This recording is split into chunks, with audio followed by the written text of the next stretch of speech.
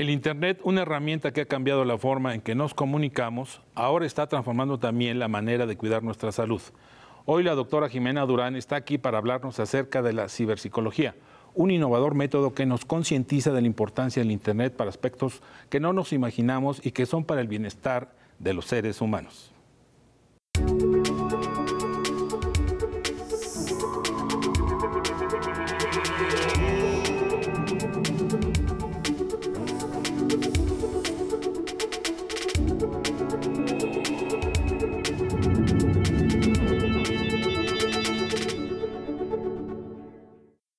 Doctora, bienvenida a nuestro estudio. Gracias por estar con nosotros. No, al contrario, muchas gracias por la invitación y es un gusto para mí estar aquí. Este término de psicología cibernética, acuñado en los años 90, pero que apenas está permeando la sociedad, ¿qué es?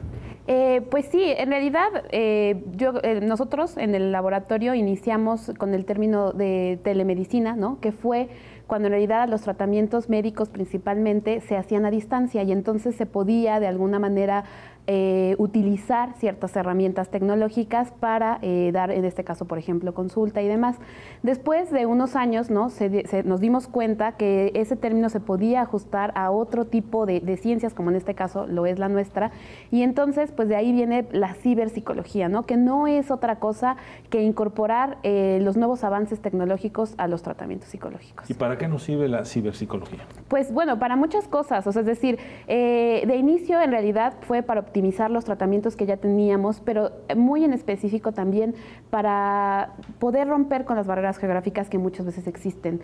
Es decir, muchos de las personas que necesitan un tratamiento psicológico no siempre tienen acceso a estos tratamientos por diferentes razones, desde porque están en un lugar donde llegan pocos tratamientos, desde porque, por ejemplo, en una ciudad como la nuestra es difícil desplazarse, es difícil invertir 2 horas de tráfico y 2 horas de terapia y luego 2 horas de regreso, y precisamente la ciberpsicología lo que hace es utilizar las bondades que ya tiene la tecnología e integrarlas a los tratamientos que nosotros ya conocemos para de alguna manera optimizarlos, pero también para que de alguna manera estos tratamientos se puedan diseminar con mayor alcance a toda la población. ¿Quiénes son los que vamos a necesitar la ciberpsicología? Pues digo, yo creo que ya en este momento podríamos decir que todos la necesitamos, pero también estamos pensando que los jóvenes son los que van a necesitar la ciberpsicología. Estos jóvenes que ya crecieron con estos modelos tecnológicos, que ya lo traen súper integrado y que en el futuro, cuando les toque elegir qué tipo de tratamiento quieren tomar, pues por supuesto se van a dirigir a este tipo de tratamientos. Precisamente sabemos que esta nueva generación son las que menos les gusta ir al banco, menos les gusta ir a preguntar, que todo lo hacen por internet, que todo lo hacen en línea y que precisamente pues esta va a ser una opción para esas personas que están buscando una alternativa a los tratamientos que ya conocemos o en muchas ocasiones a los alcances que ya tenemos, ¿no? Bueno, en primera instancia ya no vamos a necesitar recurrir a un psicólogo. No, yo creo que ese es un punto muy importante y que yo creo que ese es el punto principal. Nosotros hace algunos años, cuando se fundó el laboratorio de ciberpsicología en la UNAM, que además es el laboratorio que dirige la doctora Cárdenas. Es único en su tipo, ¿verdad? Es único en su tipo. De momento somos los únicos en México que se inició esta línea de investigación y pues muchas de las cosas que nos preguntaban era eso, ¿no? Es decir, a otros colegas psicólogos les parecía que cómo era posible que nosotros dijéramos que íbamos a utilizar tecnología en los tratamientos, si uno necesitaba al psicólogo, verlo, tenerlo ahí. Y muchas veces también se pensó que este tipo de programas iban a venir a sustituir el trabajo que hace el psicólogo. La realidad es que no es así. Es decir, no quiere decir que en el futuro no contemos con programas que a lo mejor ya se manejen por sí solos, pero que nunca se ha hablado de una sustitución. Al contrario, se ha hablado de brindarle al psicólogo una nueva herramienta para que pueda tener alcance a más personas. Bueno, de per sí las personas dependen mucho de la pantalla del Internet, ¿no? Y prácticamente esto de ciberpsicología es como platicar un poco con la máquina, con la computadora. Claro, pero en este caso de la ciberpsicología hay diferentes modalidades, ¿no? Y eso es un poco... Una es, por ejemplo, cuando nosotros hablamos de programas autoaplicados. ¿Qué es un programa autoaplicado? Eso quiere decir que, por ejemplo, digamos, a mí me da miedo hablar en público, no siento que sea un problema que rebase, por ejemplo, o sea, es decir, que vaya más allá de que me pongo muy nervioso, de que me sudan las manos, de que me tiembla la voz. Entonces, entonces yo lo que necesito son ciertas estrategias y ciertas herramientas que me ayuden a que yo pueda dirigirme mejor cuando estoy hablando en público. Entonces, en un programa autoaplicado lo que yo tomo es todo un módulo donde me van dando esas herramientas, donde me van explicando. Diferente a, por ejemplo, cuando yo ya no estoy hablando nada más de miedo a hablar en público, digamos que yo ya voy un paso más allá y tengo fobia social. ¿Qué estoy diciendo cuando hablamos de una persona con fobia social? Que yo, en verdad, en muchas situaciones donde tengo que hablar frente a una audiencia, frente a figuras de autoridad, me bloqueo por completo y entonces así ya no sé qué hacer, ¿no? Ya no puedo seguir, me dan ganas de escapar. En ese caso, pues no necesito un programa autoaplicado, necesito un psicólogo del otro lado y entonces la computadora se vuelve el medio a través del cual yo realizo ese programa. Por ejemplo, el terapeuta y el paciente están conectados en tiempo real y la diferencia es que yo puedo estar en Japón y mi terapeuta sigue aquí en la Ciudad de México. Y entonces se vuelve ideal para aquellas personas que tienen una agenda apretada, para aquellas personas que viven lejos. Nosotros sabemos, por ejemplo, que aquí en México, pues el acceso en los estados no siempre es fácil. Entonces hay muchas personas en los estados que se benefician de este tipo de programas, pero pues que definitivamente no pueden viajar cada 8 días al DF para tomar un tratamiento psicológico. En estos casos muy en particular es cuando la ciberpsicología rompe esas barreras y me permite entonces recibir todo un tratamiento psicológico sin moverme de la comodidad de mi casa. Ahora, la ciberpsicología está dirigida más a los jóvenes por las adicciones.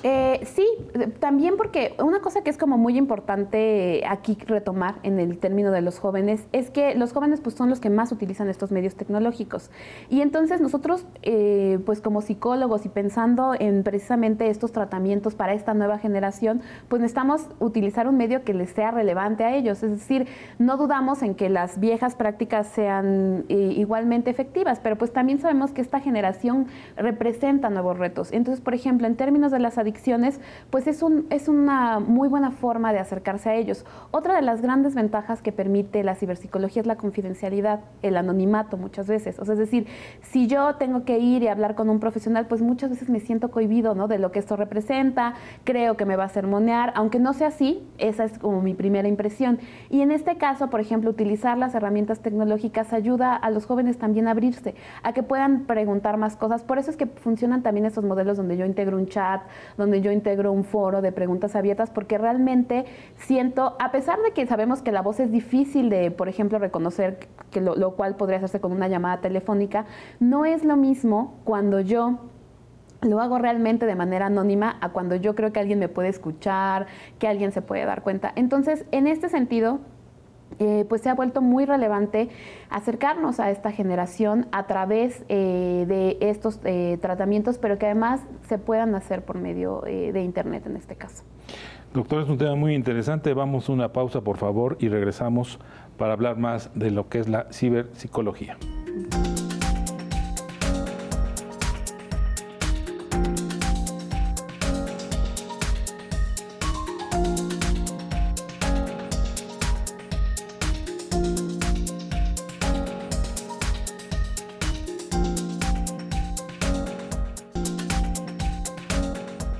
Regresamos con la doctora Durán hablando de lo que es la ciberpsicología. ¿Este laboratorio que tienen ustedes es de fácil acceso al público, doctora? Sí, bueno, el laboratorio se creó ya hace muchos años. La directora es la doctora Georgina Cárdenas López, ella lleva muchos años como catedrática de la UNAM.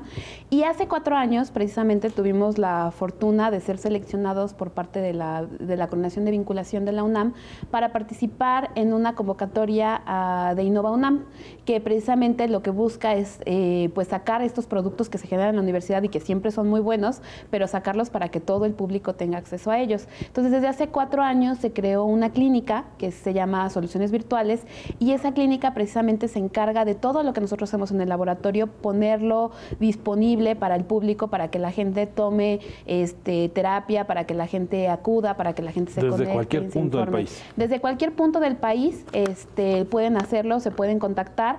Cuando nosotros iniciamos en la Facultad de Psicología hace muchos años a correr esto como un proyecto de investigación que además se inició en ese entonces, pues debo decir que al principio no fue fácil. O sea, es decir, al principio las personas de repente decían, no, pero ¿cómo que mi psicólogo no va a estar aquí? ¿Cómo que no lo voy a venir a ver? Y muchas veces se creía que no funcionaba, ¿no? Es decir, se pensaba que se le restaba credibilidad o que se le restaba efectividad a los programas porque se hacían a distancia. Pero también, ¿no? Como nosotros sabemos que el Centro de Servicios Psicológicos de la facultad tiene mucha demanda, pues un poco a veces a las personas les quedaba de otra, ¿no? Y decían, bueno, pues me voy a aventurar a ver este programa. Y después se convirtió en un programa muy, muy efectivo. Efectivamente, lo que más tuvimos fueron jóvenes universitarios, que tenían horarios apretados, pero también, por ejemplo, y una cosa que llamó mucho nuestra atención fue que tuvimos muchos jóvenes que se iban a estudiar una maestría, que se iban a hacer un doctorado, un posgrado, y llegaban a otro país, a otra ciudad, y tenían muchos problemas para adaptarse y buscaban de repente un servicio terapéutico a distancia que les pudiera ayudar, ¿no? O sea, de repente iban con el psicólogo de la universidad y tenían acceso al sistema de salud, pero resulta que cuando le decían al psicólogo de la universidad, yo estoy triste porque extraño México, el psicólogo de la universidad les decía, ¿y por qué? ¿No? O sea, es decir, no había esta empatía que muchas veces viene de trabajar con alguien de tu misma cultura y demás, y ahí en realidad fue cuando nos dimos cuenta que este era un programa que debía impulsarse porque podía representar una nueva opción terapéutica muy viable para todas aquellas personas que quisieran tomarla. ¿Cuántas personas actualmente están atendiendo a través del laboratorio o de la sala virtual? Tenemos, bueno, varía el número dependiendo de la cantidad de proyectos, pero tenemos fijos 25 terapeutas que están disponibles de tiempo completo, por decirlo así, ¿no? De 9 de la mañana. De 9 de la mañana a 8 de la noche, más o menos, para que terminen su sesión entre las 9. Las sesiones son alrededor de 60 minutos. Y hace un par de años hicimos un proyecto piloto con la Secretaría de Relaciones Exteriores y el Instituto de Mexicanos en el Exterior, precisamente para dar atención a mexicanos que se encontraban en Estados Unidos, ¿no? Entonces, pues ha sido un proyecto que afortunadamente ha tenido mucho apoyo, pero además porque tiene mucha iniciativa. Además de que, bueno, en el laboratorio siempre se siguen incorporando nuevas temáticas, ¿no? Esta parte de que la tecnología avanza mucho más rápido de lo que nosotros avanzamos, es decir, nosotros cuando empezamos la investigación era mucho más caro, trabajábamos con equipos que eran más caros, era difícil de explicar, y cada vez se ha ido de alguna manera normalizando, cada vez las personas están más familiarizadas, cada vez se sienten más cómodos con el medio, y entonces eso también ha permitido que cada vez sea incluso más accesible. Es decir, muchas veces también cuando nosotros pensamos y decimos, incorporamos tecnología a los tratamientos psicológicos, uno piensa luego en el costo, ¿no? Sí. Y dices, bueno, pero es que una terapia con tecnología debe ser carísima, ¿no? Y eso es un poco parte del estigma. Son los mitos. Exacto, de los mitos que tiene la tecnología, porque la verdad es que la tecnología que hace unos años era muy cara, como una cámara web, perdón, ahora es mucho más barata. Y entonces ya en realidad yo puedo tener una cámara web con muy buena resolución a un precio muy económico, ¿no? Muy bajo. ¿Cuántos pacientes virtuales, si se les puede llamar así, tienen en el laboratorio? En el laboratorio, para la muestra con la que trabajamos en este estudio que se hizo de investigación, trabajamos con una muestra de 680 pacientes universitarios, sobre todo con problemas, por ejemplo, de pareja, ¿no? Es decir, más hacia los trastornos adaptativos, y publicamos un artículo con los resultados, ¿no? de efectividad. La verdad es que todos tuvieron muy buenos resultados. Por supuesto, como en cualquier muestra hubo bajas, ¿no? Hubo quien no terminó el tratamiento, pero en realidad, sobre todo con el uso de la plataforma, eso también es importante. Nosotros desarrollamos una plataforma de servicios psicológicos, porque también de repente uno puede meterse a su buscador de internet y tener terapia virtual, y entonces alguien te dice, sí, yo te doy la terapia por Skype, ¿no? Y no hay ningún problema, soy psicólogo y te la doy por Skype. Pero en realidad nosotros desarrollamos una plataforma de servicios psicológicos dentro del laboratorio de enseñanza virtual, con un equipo multidisciplinario de ingenieros, diseñadores. ¿Es para individualizar la terapia?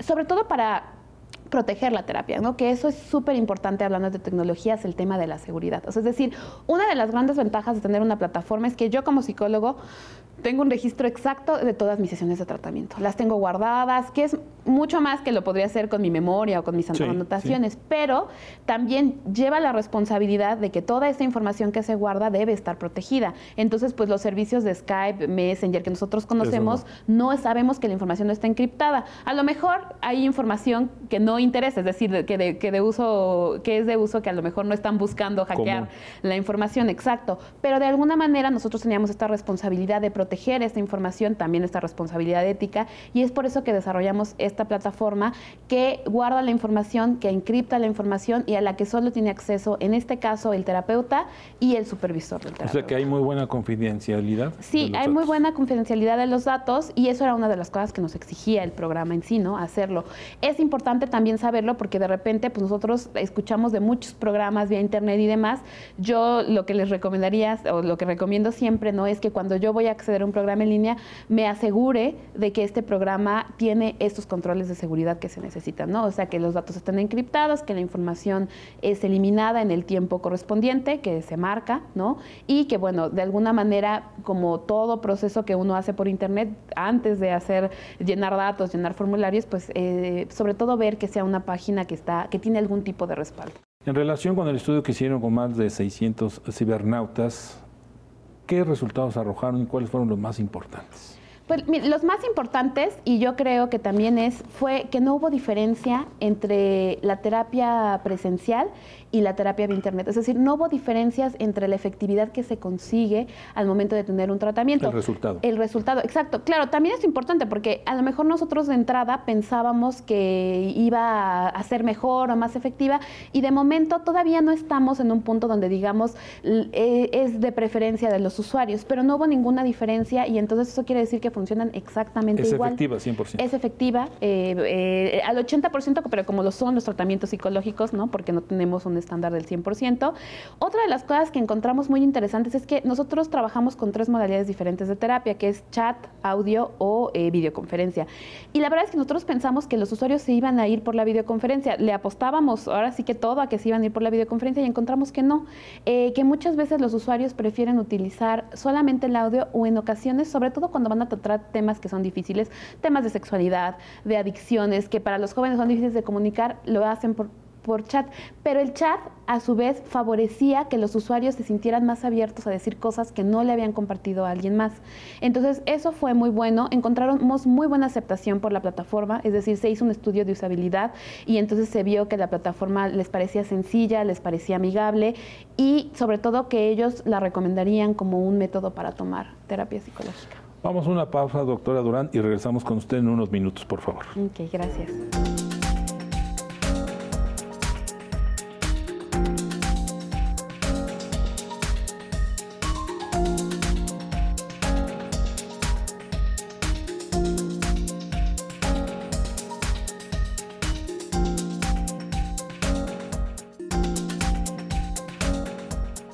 Psicología en la realidad virtual es algo totalmente novedoso. ¿Cuántos países están tomando este camino? Pues el uso de la realidad virtual en realidad es nuevo para nosotros, pero ya tiene sus años, ¿no? Inicialmente, sobre todo el país líder, como en muchos otros desarrollos son los Estados Unidos, ellos iniciaron a incorporar realidad virtual, sobre todo con los soldados que regresaban de la guerra, que presentaban en este caso estrés postraumático, que es muy común después de vivir una guerra. Entonces, pues resultaba que regresaban sus soldados, ellos los ponían de nuevo activos en la sociedad y no podían adaptarse a la sociedad porque tenían pesadillas, estaban en medio del súper y escuchaban un sonido y se tiraban pecho tierra y todas estas cosas.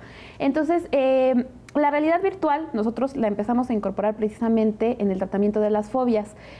Nosotros trabajamos muy de la mano con los trastornos de ansiedad y uno de los trastornos de ansiedad son las fobias, conocidas como, pues ahora sí que las fobias simples, que son las fobias a todo lo que yo me puedo imaginar, ¿no? Desde a los perros, a las arañas, pero también puede ser, por ejemplo, a subirme a un avión y demás, a la oscuridad. Entonces, el tratamiento por excelencia de las fobias es precisamente la exposición, donde pues ya todos sabemos un poco que funciona cuando yo le tengo miedo a una situación, a un objeto en particular, debo exponerme a esa situación para que yo me dé cuenta que no es tan catastrófico como yo lo pienso. Pero también la exposición muchas veces es muy difícil, es decir, si yo tengo miedo a volar en avión, pues lo que está muy difícil es que rente un avión, me suba al avión, me lo imagine. Más complicado. Claro, y muchas veces lo que nosotros utilizábamos como en psicología es la imaginación, pero también es muy difícil pedirle a una persona que de por sí le tiene aversión a algo que se lo imagine, ¿no? O sea, si a mí me dicen, imagínate algo que no te gusta, pues mejor no me lo imagino, claro, y entonces así me evito. Y ahí fue como se integró la realidad virtual. ¿Qué es la realidad virtual? La realidad virtual es crear un ambiente, como lo veríamos, o una situación, o en este caso un objeto. Es a través de unos lentes. A través de unos lentes, donde yo lo que hago es sentirme como si estuviera en esa situación. Hay como 2 puntos súper importantes a tomar en cuenta con la realidad virtual. La inmersión, que es el decir que yo me sienta ahí, pero el otro es la interactividad. ¿Por qué? Porque pues a todos nos ha pasado que, por ejemplo, vemos una película y está muy buena la película y de repente pareciera que estamos ahí. Y saltamos. Claro, pero no interactuamos. Entonces, de alguna manera podemos dividir. Lo que hace la interacción es que a través de los escenarios yo interactúe con ellos Y entonces eso sí me da a mí un sentido de estar presente ahí. Esa característica de que yo me sienta presente hace que yo, por ejemplo, si tengo una fobia y a pesar de que yo traiga los lentes puestos y que aquí, por ejemplo, me aparezca una araña y que yo sepa que no es real, la asocie cognitivamente y piense que la araña está ahí, ¿no? Entonces lo que hacemos es que es una manera mucho más fácil de acercar al paciente a aquello que le teme y además que me permite tener control de los escenarios porque en una situación real, es decir, con una araña yo no sé qué realmente pueda pasar, no tengo ese control y además me permite hacerlo de manera gradual. Y eso sí es presencial. Eso sí es presencial. Porque se necesita, pero ya hoy en día podemos decir que se están trabajando en tratamientos en escenarios de realidad virtual para hacerlo de manera a distancia, como por ejemplo lo que funcionaría el famosísimo ya desde hace algunos años Second Life, ¿no? Es decir, muchas personas tienen acceso a estas plataformas de Second Life y entonces lo que se está trabajando ahora es en incluir en un entorno completamente virtual este tipo de escenarios donde yo pueda entrar ahora sí que con un avatar como terapeuta y acompañar a un avatar, que en este caso sería el paciente.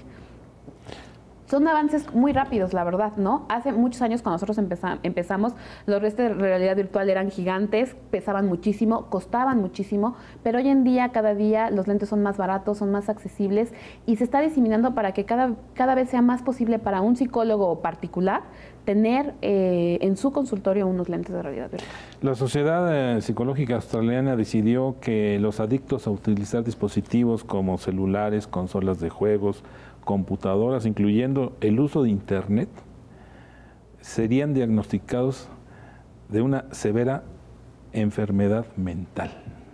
¿Esto es así? Pues es que yo creo que, digo, no necesariamente tan tajante, pero yo creo que ese sí es el nuevo reto de la psicología y yo creo que también no nada más de la psicología, ¿no? Sino de muchas ciencias del comportamiento, de muchos campos, porque pues la verdad es que la tecnología avanza rapidísimo, es decir, avanza más rápido de lo que nosotros la asimilamos, ¿no? Es decir, hace algunos años pues todo el mundo podía decir, me compré la última computadora y demás, ahora yo digo, me compré la última computadora hoy y en 2 días ya no es la última computadora o en menos, ¿no? Y además que cada vez hay más gente que se dedica a estos ramos y que entonces mete mejoras. ¿Cómo ha impactado? Pues que no estábamos preparados, ¿no? Es decir, yo creo que lo que más se ve, y porque además probablemente esté considerado como el avance más grande, es el teléfono celular, ¿no? Los famosísimos smartphones, que ahora tienen una cantidad de cosas que uno puede hacer a través de ellos impresionantes. Todo, casi. Casi todo. Pero entonces, ¿qué hace? Que pues se ha quitado, por ejemplo, todo el tiempo muerto que nosotros teníamos. O sea, uno antes tenía que ir a esperar en una fila del banco, del súper, lo que sea, y se esperaba. O podías platicar con el de al lado si querías, pero si no te esperabas y demás. Ahora ya es difícil, por ejemplo, ver a alguien que tenga este tipo de tiempos muertos. O sea, si no tienen una tablet, si no tienen un celular, están escribiendo, están publicando, está el auge que se vino con las redes sociales. Por supuesto es que no los vamos a detener, o sea, es decir, el avance de la tecnología no se va a detener. Pero es una dependencia. Exacto, sí se puede generar una dependencia y como tal se tiene que regular. Tendríamos que tener como pautas de comportamiento que de alguna manera yo creo que se van a ir haciendo, ¿no? Naturalmente, o sea, de si yo estoy con alguien, pues no contesto el celular, no estoy contestando el mensajes, que es yo creo que lo que ha faltado, ¿no? Y que en algunos casos, como toda adicción, se puede detonar, ¿no? O sea, es decir, no quiere decir que que todas las personas que hagan mucho uso de la tecnología sean adictos, pero también lo que habríamos que evaluar, como lo haríamos con cualquier otro tipo de adicción, es qué tanto interfiere con las actividades de mi vida cotidiana. Y sí hay casos reportados de personas, de empresas que han tenido que cerrar el acceso a YouTube, a Facebook, porque la productividad bajó muchísimo, porque la gente pasa más tiempo en las redes sociales que haciendo su trabajo, ¿no? ¿Cuál sería el reto para los próximos años para este laboratorio, doctora? Yo creo que para nosotros el reto es precisamente ese, o sea, es decir, es ir encontrando nuevos tratamientos, pero también ir regulando los que ya tenemos. O sea, es decir, de alguna manera ir brindando espacios, ¿no? Y accesos a estas personas que de repente puedan identificarse con que ya tienen algún problema, por ejemplo, tanto de fobias, y acceder a esa tecnología, como los nuevos retos que vienen, que seguramente será la adicción al Internet, la adicción al teléfono celular y todos los nuevos trastornos que se van fomentando. Así es, ¿no? Es decir, hace un siglo no teníamos los mismos trastornos que tenemos ahora. Ahora tenemos mucho más incidencia de trastorno de ansiedad porque vivimos mucho más ansiosos, ¿no? Entonces va a ser lo mismo, tendremos mucho más incidencia de trastornos que tengan que ver con la tecnología porque tendremos más tecnología y sobre todo y como clave en todas las adicciones, más allá de la restricción, es poder regularlo, ¿no? O sea, hacerlo de una manera moderada. Utilizar la tecnología para que la tecnología sea una herramienta, pero no un obstáculo para nosotros. ¿Los jóvenes pueden tener fácil acceso al laboratorio a través de Internet? Sí. ¿Qué se necesita y si tiene un costo? Bueno, los jóvenes pueden tener acceso, por ejemplo, desde la página de la Facultad de Psicología al espacio de la Universidad Nacional Autónoma de México, al espacio digital de prevención de adicciones, que es una plataforma creada precisamente para jóvenes, donde van a encontrar información, van a encontrar videos, van a encontrar foros, etcétera. Y después pueden visitarnos en la página que es www.solucionesvirtuales.com.mx y ahí tienen acceso a todos los tratamientos que nosotros otorgamos. La mayoría de estos tratamientos, algunos de ellos tienen costo, ¿no? Pero bueno, también como es un costo de la universidad, pues en realidad es un costo bajo, ¿no? Y es fácil acceder, pueden ahí preguntar dudas, pueden escribir, ¿no? Y ponerse en contacto con nosotros.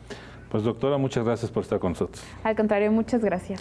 Gracias por estar con nosotros el día de hoy. Llegamos al final de esta edición de Retos y Desafíos. Hasta la próxima.